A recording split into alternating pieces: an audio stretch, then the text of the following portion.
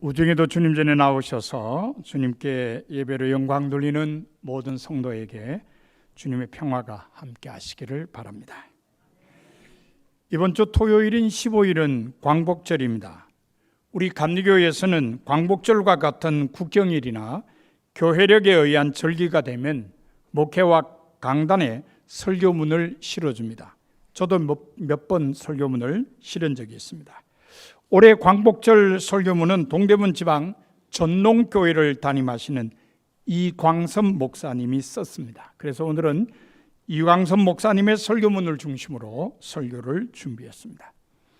우리는 매년 민족의 해방절인 광복절을 맞으면서 기쁨보다는 비극의 세월을 먼저 떠올립니다. 특별히 올해는 분단 75주년과 6.25 동란 발발 70주년이 되는 해이기 때문에 더욱 그렇습니다. 적개심과 두려움, 그리고 민족의 삶 깊숙이 배어든 슬픔이 이 숫자 속에 절절히 녹아 있습니다. 이와 같은 때에 우리 민족에게 꼭 필요한 것은 무엇일까요? 바로 평화입니다. 오늘 남북 간의 절실한 것은 평화 이루기인 것입니다. 해마다 광복기념주일, 북한 선교주일, 남북 평화통일 공동기도주일을 맞으면 우리는 통일을 위해서 기도합니다. 통일이 우리의 지상 과제라고 고백합니다. 하지만 통일 이야기보다 먼저 나누어야 할 이야기가 있습니다. 바로 평화 이야기입니다. 통일은 평화 이루기의 결과일 때만 의미가 있기 때문입니다. 평화를 가져다 주지 않는 통일은 의미가 없다는 말입니다. 우리 민족을 살릴 수 있는 것은 평화의 결과물로 오는 통일입니다. 그런 의미에서 이 땅의 모든 교회는 평화를 일궈내고 평화를 살아내는 터전이 되어야 합니다. 미국 뉴욕에 있는 유엔 본부 앞에는 여러 개의 동상이 있습니다. 그 가운데 2개의 동상은 매우 상징적입니다. 하나는 권총의 총구를 말아서 매듭을 지은 동상입니다. 여러분 보시기에 오른쪽이구만요. 예, 저 오른쪽 동상입니다. 상당히 인상적이죠. 저 총 쏜다고 해서 총알이 나갈까요? 안 나가죠. 저 총은 더 이상 총으로서의 의미를 상실한 총입니다. 그 다음 그 옆에 있는 또 하나의 동상이 있는데요. 저게 뭘까요? 예, 칼을 쳐서 보습을 만드는 그런 동상입니다. 사실 작년 재작년에 저희가 유엔 본부 건물 가봤는데 저거 못 보고 왔어요. 다시 보러 가야 될 것 같은 생각이 듭니다. 상당히 의미 있는 동상이에요, 둘 다. 자, 그런데 이 동상은 어떤 면에서 인류의 간절한 꿈이 뭔가를 보여준다고 할 수 있습니다. 모든 인류가 저 결과로 와지는 평화를 기대한다는 것입니다. 그런데 바로 이 동상들은 오늘의 본문인 이사야 2장 4절을 형상화한 것입니다. 이렇게 기록되어 있습니다. 그가 열방 사이에 판단하시며 많은 백성을 판결하시니 무리가 그들의 칼을 쳐서 보습을 만들고 그들의 창을 쳐서 낫을 만들 것이며 이 나라와 저 나라가 다시는 칼을 들고 서로 치지 아니하며 다시는 전쟁을 연습하지 아니하리라. 그렇습니다. 이 말씀에는 인류의 간절한 꿈이 담겨 있습니다. 이것은 우리 민족의 꿈이기도 합니다. 우리는 이 말씀을 통해서 북의 칼을 녹여서 보습을 만들고 남의 창을 쳐서 낫을 만들 그날을 꿈꿉니다. 그동안 우리는 평화를 이루기 위해 수많은 노력을 기울여 왔습니다. 하지만 만족할 만한 결과를 얻지 못했습니다. 북한의 핵 위협 앞에서 미국의 트럼프 대통령과 김정은 위원장이 만났을 때에 세계의 만남이라고 얼마나 큰 기대를 했습니까? 전 세계가 열광하며 엄청난 평화의 진전을 가져올 것으로 생각했습니다. 하지만 불발이 되고 말았습니다. 왜 그렇습니까? 인간의 힘과 능력만으로는 진정한 평화를 이뤄낼 수가 없기 때문입니다. 이런 상황 앞에서 우리는 어떤 마음을 가져야 할까요? 하나님의 도우심을 구해야 합니다. 하나님의 역사를 기대해야 합니다. 오늘 본문은 하나님께서 이루실 평화를 노래하고 있습니다. 그런데 미래의 일을 마치 과거에 일어난 일처럼 시제를 사용하고 있습니다. 이것을 예언자적 완료형이라 그럽니다. 예언자들은 하나님의 말씀을 백성들에게 선포할 때에 미래의 일이 이루어진 것처럼 선포합니다. 완료된 것처럼 선포해요. 아주 독특합니다. 그래서 이것을 예언자적 완료형이라고 말합니다. 그만큼 하나님의 말씀은 확실히 이루어질 것이라는 그런 확신이 있었다는 것을 의미합니다. 자, 그렇다면은 이런 확신을 가지고 선지자 이사야가 하나님의 말씀을 선포했을 때에 유다 백성들은 이 말씀을 과연 확신하고 들었을까요? 안타깝게도 유다 백성들은 하나님의 말씀을 믿지 않았습니다. 오히려 배척했습니다. 유다 백성들은 왜 하나님의 말씀을 듣고도 받아들이지 않았을까요? 신약 성서 신학자인 마커스 보그가 쓴 책 중에 놀라움과 경외의 나날들이라는 책이 있습니다. 이 책에 나오는 예수의 대안적 지혜와 인섭적 지혜가 이에 대한 단서를 제공해 줍니다. 예수님께서 제시하시는 대안적인 지혜는 아직 사람들이 가지 않은 길을 말합니다. 하나님 안에 중심을 두는 삶으로 이끄는 지혜입니다. 이와는 반대로 인섭적인 지혜가 있습니다. 인섭적인 지혜는 삶을 고정된 실체로만 보게 만드는 닫힌 세계관입니다. 그래서 삶의 놀라움을 경험하지 못하게 합니다. 복음이 무엇입니까? 뜻밖의 소식입니다. 하나님의 놀라움을 보는 열린 세계입니다.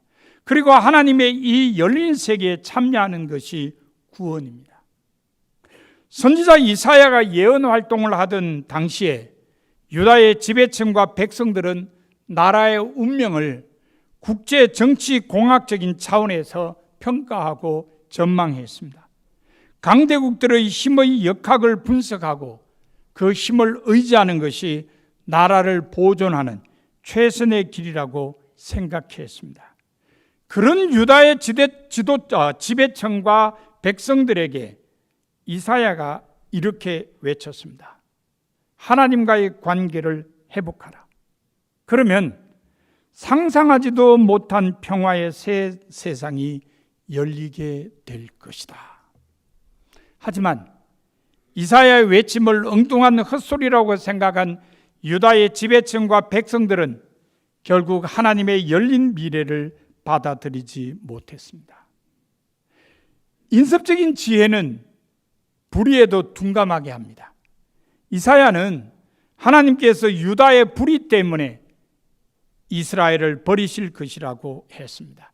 선지자가 말하는 불의는 두 가지입니다. 하나는 우상 숭배이고 하나는 가난한 사람을 짓밟는 것입니다. 우상 숭배와 가난한 사람을 짓밟는 정의의 부재는 서로 통합니다. 왜 통하느냐? 여러분, 우상 숭배의 본질이 뭡니까?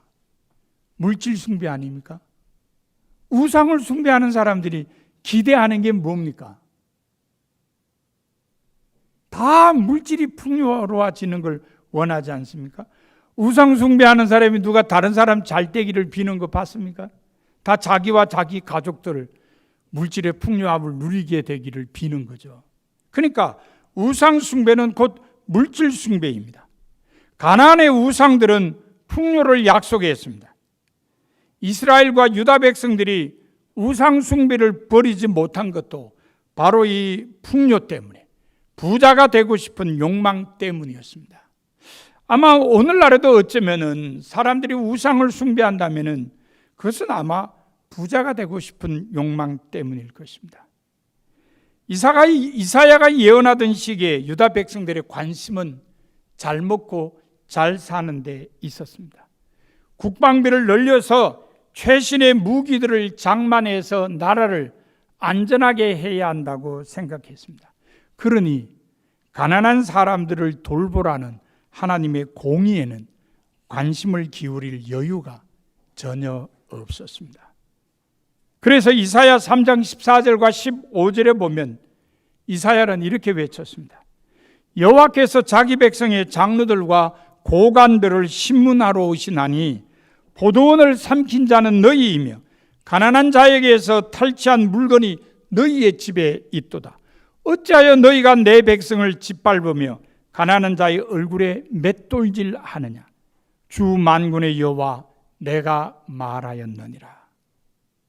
이사야가 전한 하나님 말씀에 의하면 유다 백성들은 하나님의 책망을 피할 길이 없습니다. 하나님께서 주시는 평화의 약속에 귀 기울이지 않았기 때문입니다. 오늘도 하나님께서 주시는 평화의 약속은 칼을 녹이고 창을 쳐서 삽과 괭이를 만드시겠다는 것입니다. 이 말씀 앞에는 두 가지 반응이 있을 뿐입니다. 믿고 받아들이냐 아니면 무시하느냐입니다. 어떻습니까? 우리라면 어떻게 하겠습니까? 우리도 당연히 첨단 무기를 신뢰하겠지요. 강대국을 의지할 것입니다. 그렇지 않으면 평화가 유지되지 못할 것이라고 생각하기 때문입니다. 그런데 하나님께서는 아무리 강한 군사력으로 무장해도 평화를 이룰 수 없다고 하십니다. 강대국의 힘, 그게 무슨 능력이냐고 물으십니다. 최신의 무기를 장만하는 것이 안전과 평화의 길이라고 계속 믿는다면 그 생각을 멈추게 하겠다고 말씀하십니다. 그제야 비로소 주님이 평화라는 것을 알게 될 것이라고 경고하시는 것입니다. 그렇습니다. 주님이 평화이십니다. 이스라엘에게 평화를 주시겠다는 메시지는 오늘 우리에게도 동일한 메시지입니다. 그런데 그 평화는 열린 미래를 받아들이는 사람에게만 주어지는 평화입니다. 하나님이 주시는 놀라움의 세계를 받아들여야만 평화를 이룰 수 있습니다. 우리는 모두 믿음을 가진 사람들입니다. 우리가 가진 믿음의 핵심이 무엇일까요? 평화입니다. 본문 3절은 이렇게 말합니다. 오라, 우리가 여호와의 산에 오르며 야곱의 하나님의 전에 이르자. 그가 그의 길을 우리에게 가르칠 것이라. 우리가 그 길로 행하리라. 하나님의 길이 무엇입니까? 하나님께서 일러주신 길은 바로 평화입니다. 그러므로 우리는 우리의 믿음이 평화의 믿음인지를 확인해야 합니다. 우리는 칼을 쳐서 보습을 만들고 창을 쳐서 낫을 만드는 평화의 그날이 반드시 올 것이라는 평화의 믿음을 고백해야 하기 때문입니다. 평화는 하나님 나라를 가장 구체적으로 가장 확실하게 보여주는 단어입니다. 구약 성서에는 평화를 뜻하는 샬롬이라는 단어가 350번이나 나옵니다.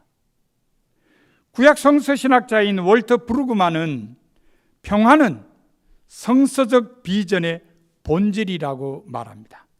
믿음을 갖는다는 것은 하나님의 비전인 평화가 이루어질 것을 믿는다는 것이라는 말입니다. 그렇습니다.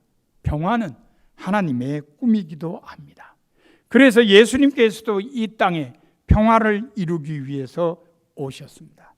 그렇다면 당연히 교회는 평화 이루기에 적극 나서야 합니다. 이 땅 모든 교회는 평화의 믿음을 가지고 평화를 살아내는 터전과 평화의 전당이 되어야 합니다. 그것이 교회의 분명한 자리입니다. 분단 독일 시절의 서독교회는 주변의 비판과 우려에도 불구하고 동독교회를 지속적으로 만났습니다. 서독교회는 동독교회와 단절하지 않았습니다. 서로 같은 것을 공유했습니다. 언젠가는 누리게 될 평화의 날을 함께 준비한 것입니다. 2년 전에 우리나라를 방문한 독일 통일 현장의 산 증인인 크레첼 목사는 그것을 힘있게 증언했습니다. 1940년 동베를린에서 태어나 올해 80세인 크레첼 목사는 1961년 베를린 장벽이 세워질 당시에 신학생이었습니다. 그리고 그때 동생과 함께 스웨덴에서 휴가를 보내고 있었습니다. 그런데 동베를린에 있는 가족들에게서 연락이 왔습니다.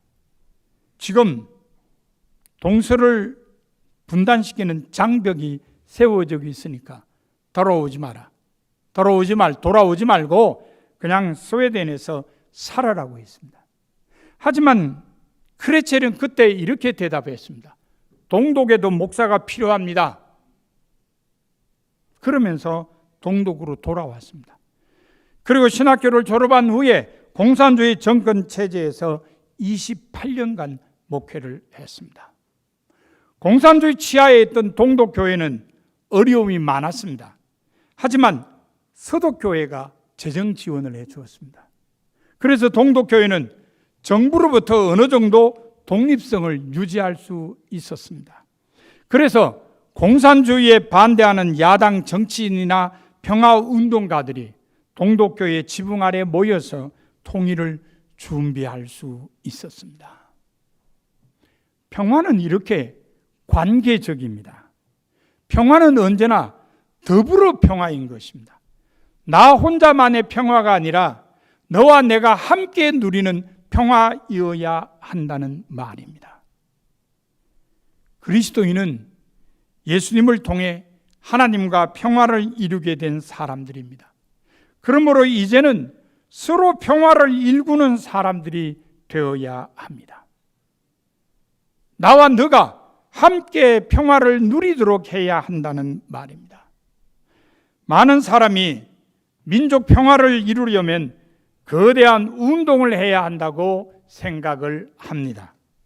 그래서 외적으로 표현되는 사회적 행동에 주목합니다. 물론 운동과 행동이 필요합니다.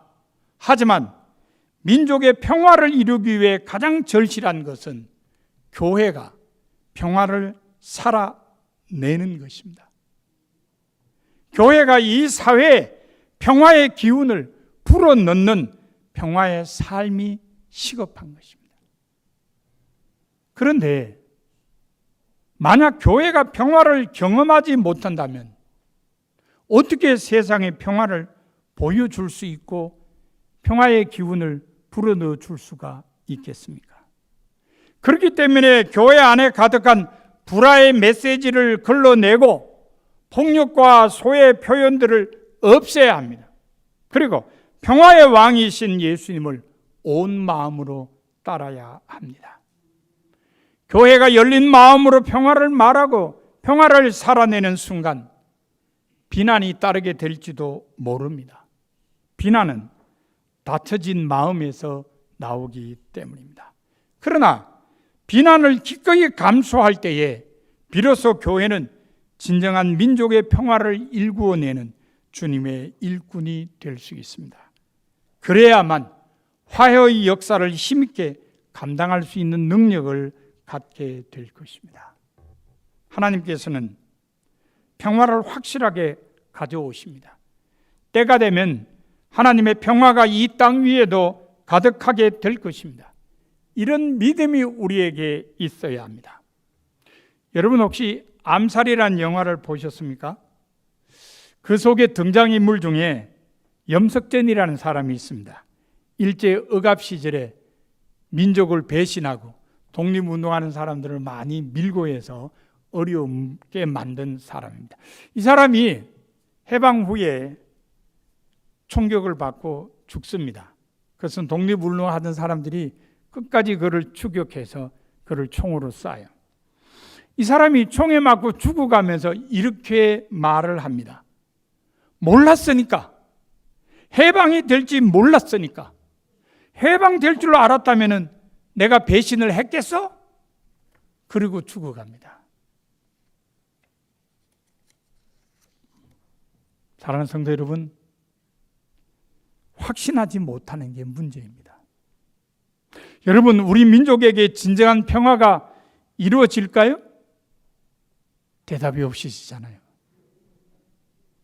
언젠가는 반드시 이루어질 것입니다.